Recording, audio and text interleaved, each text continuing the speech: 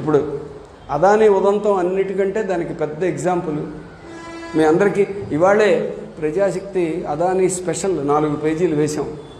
మీరు గుర్తించాల్సింది ఏంటంటే దాని మీద దాని వివరాలని మన పత్రిక తప్ప ఎవరు వేయలేదు.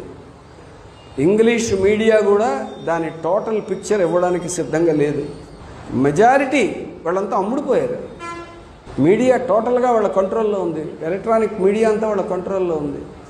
ఇప్పుడు ఎక్స్ అంటే ఇదివరకు ట్విట్టర్, ఆ ఎలన్ మస్క్ తీసుకున్నాక వాడు కూడా చాలా స్ట్రిక్ట్ కంట్రోల్.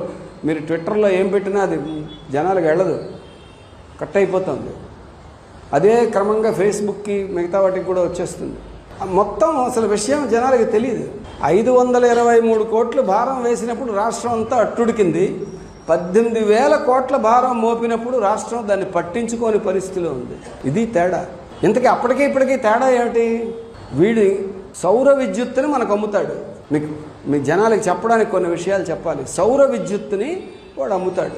ఎక్కడ తయారవుతుంది సౌర విద్యుత్తు? రాజస్థాన్లో ఆ సోలార్ ప్యానెల్స్ పెడతారు. అక్కడ విద్యుత్తు తయారవుతుంది. అక్కడ నుంచి ఇక్కడికి ట్రాన్స్మిషన్ అయ్యి ఇక్కడ మనకి సప్లై చేస్తారు. అక్కడ నుంచి ఇక్కడికి ట్రాన్స్మిషన్ అయ్యేటప్పుడు ట్రాన్స్మిషన్లో విద్యుత్ ఎప్పుడు పోతుంది కొంత. అక్కడ ఒక 100 మెగావాట్లు స్టార్ట్ అయితే ఇక్కడికి వచ్చేసరికి దూరం బట్టి 80, 70, 60, 40 అవుతుంది. రాజస్థాన్ నుంచి ఇక్కడికి ఎంత దూరం కాబట్టి ట్రాన్స్మిషన్ లాస్ చాలా ఎక్కువ ఉంటుంది. ఎవడు పెట్టుకుంటాడు అది? వాడు అక్కడ ఎంత పంపించాడో అదే వాడు లెక్కేసుకుంటాడు. మిగిలిన నష్టానికి ఎవడు కట్టుకోవాలి? మనం కట్టుకోవాలి. ట్రాన్స్మిషన్ లాస్ మనది. అన్నిటికీ మించి ఈ సోలార్ పవర్ బాగా వాడుకోవాలంటే ఏం చేయాలి? మన ఇళ్ల మీద సోలార్ ప్యానెల్స్ పెట్టాలి. ట్రాన్స్మిషన్ లాస్ ఏముండదు. ఇక్కడ తయారైన కరెంట్ మన ఇంటికి వస్తుంది. మనకు చాలకపోతే గ్రిడ్ నుంచి కరెంట్, మెయిన్ లైన్ నుంచి కరెంట్ తీసుకుంటాం.